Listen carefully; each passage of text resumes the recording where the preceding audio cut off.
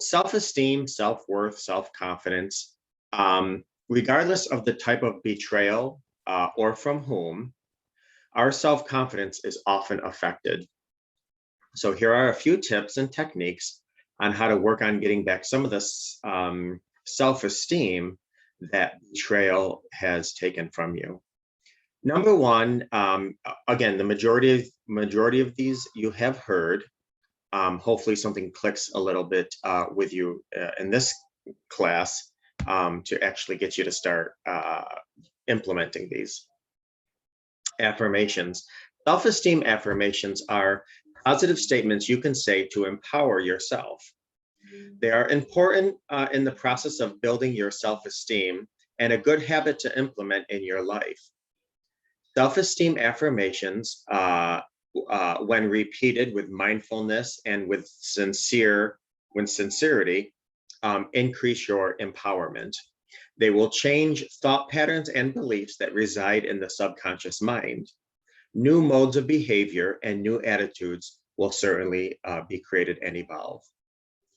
2, stop comparing yourself to others, especially in this day of social media. But this is a low self-esteem sign and a bad habit. So stop saying, I wish I could ride or own this car, or you always look perfect, and look at me, you're such A, B, and C. I'll never lose weight. I'm not enough, so-and-so. Everybody posts the best of the best, usually on social media. So do yourself a favor and don't compare yourself to others. Also, don't confuse self-esteem with arrogance. Remember that arrogance is an attitude of superiority manifested in an overbearing manner. It has nothing to do with self-esteem. You know, a lot of people have also problems with like boundaries because they're like, oh, I don't want to be rude or I don't want to be mean. Boundaries are not mean. They're a necessity. Write a journal. Now, every day, write something about how you felt, what you enjoyed. You know, ask questions. Have I taken good care of myself today? Have I been true to myself? Have I looked for external approval? This is a good habit that will make you get in touch with you and understand better your behaviors. Actually, in addition to a journal, or maybe even instead of, would be a gratitude journal. Because if you write down a few things you're thankful for, studies show that gratitude has a direct link to confidence. Set goals or write down your life dream. So it is your birthright to fulfill the desires. And to do this, you need to be clear inside. You are important and you deserve to have a bright and wonderful future. Get clear about what you want and feel deserving of. I've noticed in my life that when I'm clear about what I want and I set a specific goal, everything seems to come to me easily and with almost no effort.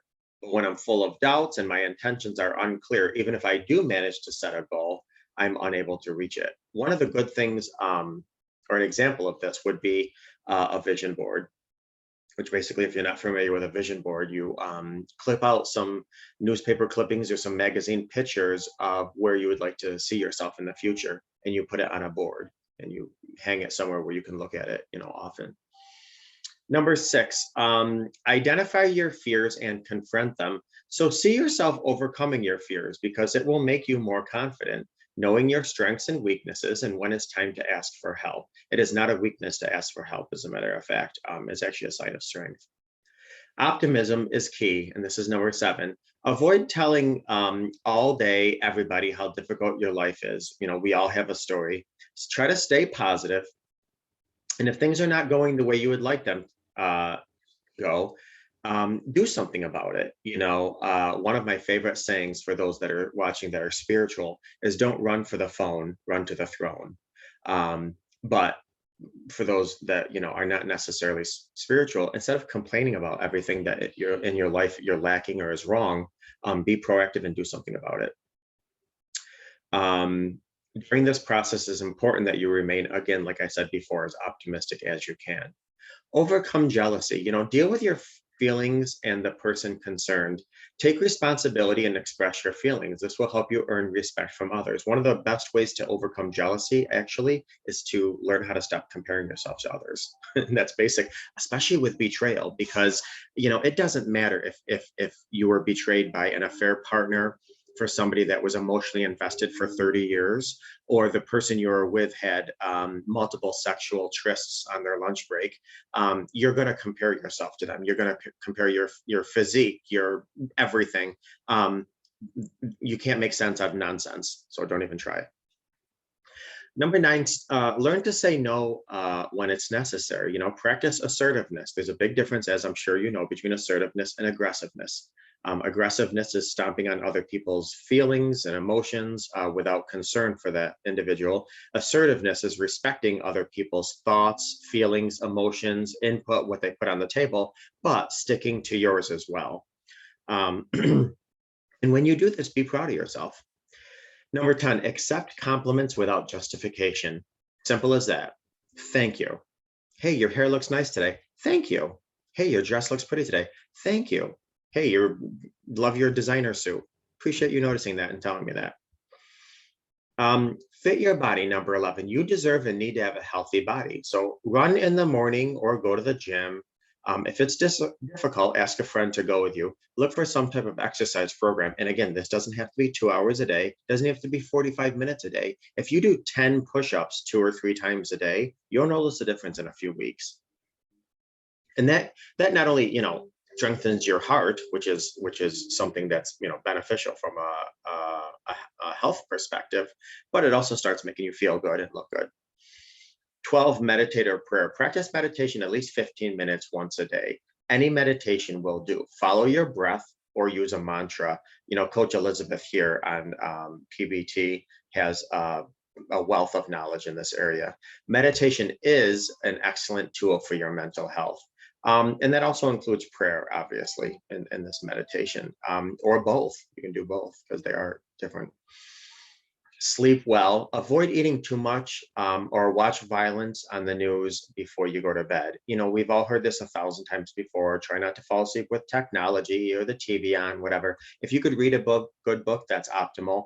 But I do know people with ADHD, such as myself, oftentimes watching TV, something specific that addresses your ADHD actually can help you fall asleep. 14, simply put, have fun.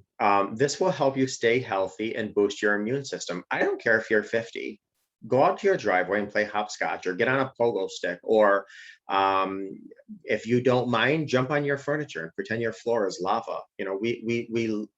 We in so many areas lost that zest of childhood. Get it back. Remember, we used to laugh in our childhood for no reason. So, if you can, go back to your childhood and just allow yourself to play.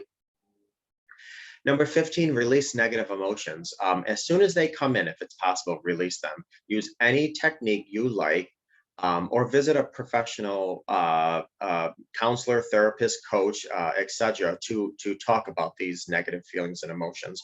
Remember, if you find yourself angry, sad, and anxious, or whatever negative emotion you are experiencing, stop and take action. You will definitely feel better. Number 16, nourish your relationships. Treat others the way you'd like to be treated. Instead of saying something that you'll regret, stop, pause, take a moment, come back to the conversation. I always say relationships, healthy ones, are like gardens. Those that you nurture and water, they're going to grow, they're going to flourish. So spend time nourishing those positive relationships. Surround yourself with positive and supportive people. Let go of any person who's trying to pull you down. And this is hard because so many times we have investments with people. The problem is that, yes, people may know us, they may be in our life for a long time, but we're growing. I say all the time, we're not human beings, we're human evolvements. We evolve, people evolve. So either people are on board with who you're becoming, or they're not on board at all, and that's up to you. Overcome perfectionism. Perfectionism is when no effort is ever good enough. When you become fearful of making mistakes, of being humiliated, when everything must be perfect, when you never seem to have enough, or you never seem to be enough. When you demand perfection, you basically are setting yourself for failure. So put down that perfectionist tendency. It is not serving you. Be in nature. So many times I hear, get proper sleep and blah blah blah. Well, one of the ways to get a good night's sleep is to have a productive day, and this is one great way to add productivity to your day. Go for a walk. Just contemplate the flowers. Walk in the grass without your shoes. I know it's getting cold, but even if you can step out on your porch or open up your door and take in some of that nice fall autumn breeze. Go to the beach if it's still open, or if you live in an area where beaches are open, go to a park, plant a flower, do things in nature because nature has a tremendous amount of benefits when we surround ourselves in the natural surroundings. 21, praise yourself. Write down all that you're proud of and all that you've done right. I mean, Lord have mercy, you have done a lot of good in life. We happen to focus on the negative, but you've done a lot of good. So write it down, look at it often, and compliment yourself with those achievements. Make treats a daily habit. If you enjoy reading a book, set out some time to read a book. If you enjoy taking a bath, then take out 20 minutes to take a warm bath. Make yourself a gift. Buy yourself a gift. I love Rice Krispie treats. I have to be careful, obviously, for the caloric intake, but I use low-fat butter and try to limit myself to one or two a day, but I love them. So I will make Rice Krispie treats and treat myself to one. Just take a bite, slowly eat it, enjoy it. Why not? 23, and this is an important one, forgive yourself. Let go of all the guilt and regret. If we've all heard before, Maya Angelou once said, once you know better, do better. If you did something wrong, don't dwell on it. Learn from your mistakes. Use your regret and guilt to become a better person, to make better decisions in the future. Make sure that you forgive yourself for dealing with an issue that you didn't have the proper tools with at the time to deal with that. We can only expect ourselves to manage each day to the best of our ability. And if we can't manage each day to the best of our ability because we don't have the resources or the tools, I mean, that's holding somebody to a standard of knowing calculus when they were never taught addition. So forgive yourself and give yourself a little bit of slack. Overcome denial. Sometimes there are behaviors or situations that are just too painful. As a defense mechanism, we tend to go into denial. Talk to a friend or a coach here about what you feel, what you look, and let them help you face some of the things you might be in denial of. Because denial, it really wreaks havoc on our body because we suppress and repress things that we're not bringing to the forefront, and it will come out in some areas, whether physical or emotional or mental elements. Stop the self-criticism. Change your inner talk by answering back with a positive statement. You've heard Dr. Debbie say all the time when she makes a mistake, oh, isn't that, what does she say? Isn't that cute or precious or adorable or something like that? Learn to talk to yourself as if you are your biggest advocate. Practice self-acceptance. Accept what you can't change. Accept your imperfections. Improve what is changeable, and simply accept those that aren't. As simple as that. Don't be afraid to make mistakes. We all make them. We just learn from your mistakes and move on. Without mistakes, there would be no lessons. So we want lessons. So therefore, embrace mistakes. Value your successes. This kind of touched on something I said before, but it doesn't matter if they're big or small. Value your successes. Learn to be in solitude. Not just learn to be in solitude, learn to appreciate being in solitude. Of course, in this day and age of COVID, a lot of us are home and you're probably sick of being in solitude, but just try to learn to be happy in your own company. It's best to overcome loneliness, which can be complicated, but do some of those things I was saying before about getting to know yourself, learning about yourself, knowing your boundaries, knowing what you love, knowing what you don't love. One of the indications of loneliness is emptiness inside. So try to fill your insides with all those, feed yourself, feed your soul, and that'll cut down on loneliness. That'll help you get connected with yourself. Try to do your best to let go of emotional wounds or heal those emotional wounds, which, if you're watching this class, you probably are. So, congratulations. Sometimes past experiences leave wounds inside of ourselves. Be aware of what's triggering those wounds and try to address those triggers so you can release those wounds or release the triggers that are triggering those wounds. Um, be grateful for what you have. This goes back to not comparing. I was saying before, I just lost my father, and for as traumatizing as it was, I looked for those little mini miracles that really helped give me comfort throughout the entire process. So be grateful for what you have, your experiences, and things like that. um, Try to stop reacting. If somebody has bad manners, act with dignity. There's a meme floating around Facebook. How I am is how I am, and how I treat you is a reflection of how you treat me. Well, that's like being a leaf in water. If the wind blows east, you turn this way, and if the wind blows west, you turn this way. Don't do that. Act according to who you are. If you're a good person, act good, regardless of what others do, say, or treat you.